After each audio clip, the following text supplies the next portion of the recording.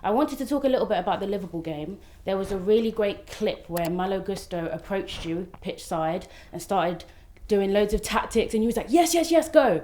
How do you feel now that players are more comfortable to come up to you tactically and suggest things? Is that come from you, or is that the players just gaining confidence? No, for sure it's something that show that we are in the process and they want to understand and they want to learn things.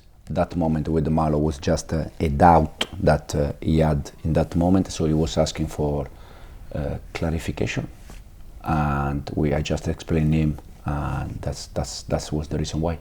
And many boys in the squad have spoken about your communication, how great you've been in the tough times when you've had to have honest, brutal conversations, but also you know when to motivate and support them. Do you feel that's something you take pride in your management, that emotional intelligence? How important is that for you? I think it's very important, and it's part of our job, especially sometimes at half time when we have 10-15 minutes that we need to adjust things and we need to use the right words because the time is very short. So I try to use that time also to adjust things. And then in terms of motivation, these kind of things, I just try to do everything to help them. And you've emphasised not relying solely on Cole Palmer because that's not really sustainable going forward. The world has opened their eyes to his talent. It's clear that this season he's being man-marked by 2-3 players consistently.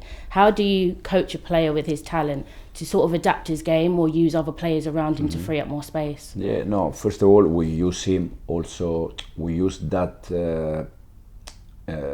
weapon from the opposite team. That if they want to mark man-to-man call, probably we need to find a different solution. But also I think is the next step forward for Cole to make use to play with that kind of situation. He has to learn. Sometimes you can see that he get a little bit frustrated because it's not easy to have always 90 minutes, 95 minutes being marked man-to-man. But all that kind of players, that level, they used to be marked man-man. When we spoke previously, you mentioned Enzo's role on the ball was more of an attacking midfielder, and off the ball he was more defensive, like Gundogan and Declan Rice. You have some of the best midfield options in the world with Lavia, Caicedo, Dewsbury Hall, loads of players. But do you think under Enzo Maresca we'll ever see a Caicedo, Lavia and Enzo Fernandez midfield three? Or do you think it wouldn't work? No, for sure can happen, no doubt. I think the first game against City, we play with all of them. The main thing is that everything we do is to have defensive balance. So sometimes you need to, the decision that we take is also because we think how we can have defensive balance and offensive balance. That sort of answers my next question, but we can go into it a little bit more. One beautiful thing is you have a lot of variety in your attack. A lot of your attacking players can play either wing, can play a 10, can play an 8. Are you now looking at more of the defensive duties of these attacking players when it comes to picking who's starting? It's, as I said, it's a matter of balance. For sure, if you use, for instance, Cole, we used to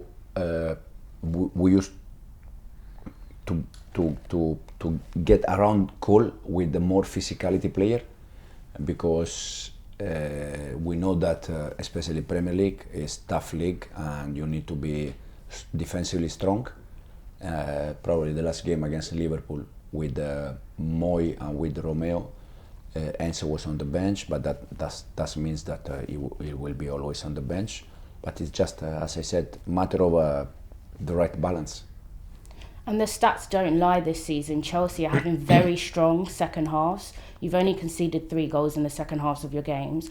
When you come out, you win more duels, you score more goals. What are you saying to the boys at half time that's making the performance look stronger? Yeah, as I said, we try to adjust things at half time, because when you are with the same players and with the same team for 2-3 years, you can adjust things even after 10 minutes during the first half. But when it's a new process, it's very difficult. So you need the half time, 10 minutes, 15 minutes, as I said, and to adjust the things that you have seen that they are not working well during the first half. And this is what we try to do at half time. And going back to that sort of Malo Gusto clip, do you feel that now with your style of management, the players are able to see tactical changes on the pitch themselves and coach themselves without you shouting from the pitch Yeah, side? absolutely. I can see not only in the pitch, also when we have some meeting in terms of video clips, you can see that sometimes the players, they start to recognize for themselves solution. And for me as a manager, it's one of the best moments because you can see that they are learning and they are very grateful about that. And you described your performance against Liverpool as one of the best all season. It was a great tactical battle. How much do you feel your side are now getting into that rhythm? You kind of look like you know what your starting 11 is as well. I think, as I said, Liverpool game was very good. We were good on the ball and off the ball in the way we want to be. But for sure, we have many things that we can do better. As I said, probably in that game we could attack better, especially the last third.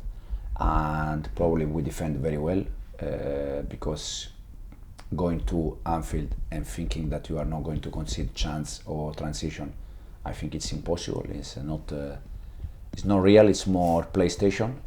So we knew that, but the guys, they were brave, trying to press man to man, and the game was very good. Second half, Nico Jackson came out, scored a goal, has been converting this season. He seems to always be a topic of discussion whether he scores or doesn't score. Just how key is he for you in your plans as a striker? You know, you still got Christopher and Nkunku in your squad, loads of creative players, but now working with him more consistently, what do you think his ceiling is like? No, Nico is, we know very well that is very important for us.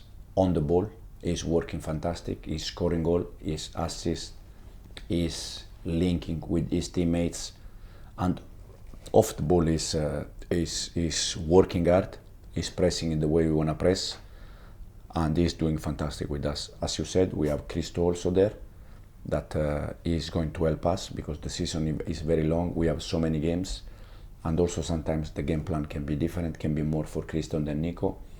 And also we have young talent like Mark Guyu, so we can choose. We saw against Liverpool, Christopher came on and took that left wing role. We've also seen Nico Jackson excel in that left wing. Could you just quickly talk us through why you thought he would be better on the left wing, and if we would ever see Christo up front and Nico on the left instead? More the first one. I don't see Nico in the wide area. Sometimes can happen for sure, but I don't see him there. And the reason why Christo, because we wanted to have two very attacking players in that moment, and so we decided for Christo wide, but also we could play with Cole wide and Christo inside, but it was just for that moment. And next up you have the visit of Newcastle. They've struggled with their form recently, their last win being mid-September. But despite this, what threat do you feel that they can pose to this Chelsea team, and how much do you have to be wary? Sometimes we focus too much on stats, but this is sometimes when teams perform their best, when they're under pressure. Yeah, exactly. And especially that kind of a team, Newcastle is very clear. Their physicality is strong, they are very good. Probably they have been a bit unlucky, especially the last game against Brighton. But overall, I think they deserve some more points, and the way they work almost many different years together, it's quite clear, and I really like Newcastle. And as you said, probably this is the moment when teams, they are able to do something good because they are in difficult. And it's a really important period coming up for your team. Aside from fixtures in Europe and domestic cups, you'll face Newcastle, Manchester United, Arsenal in the next 3 Premier League games. How do you mentally approach this period? Is it any different? And how important is it to sort of gain some momentum, as we call it in football, to end the year on a high? No, yeah, for sure. At the end, we always said the same. We need to play against all of them. For sure now we met Liverpool, and now, as you said, we have 3 games in a row, Premier League, Newcastle United, Arsenal. But I also think that the previous game against, Bournemouth, Wolves, the Premier League is tough. You can see Bournemouth last weekend, you can see Wolves last weekend. So it's very difficult to play against all the team, and we're gonna try, as I said, game by game to do our best. And lastly, you've had a pre-season, 8 games, Conference League. Do you have a favourite moment? You mentioned earlier sometimes when it clicks in the players and they're becoming their own coaches, yet in the training room, in the dressing room, on the pitch, do you have a moment? No, what I can see clearly that being with them every day, it's something that you can see, you can smell. My feeling has been always game after game, seeing even in pre-season where we faced teams that they were already together many years. So for us was very difficult. But even in that moment, I see that the team was improving, and I still see the same, and this is the most important thing. Wonderful, thank you.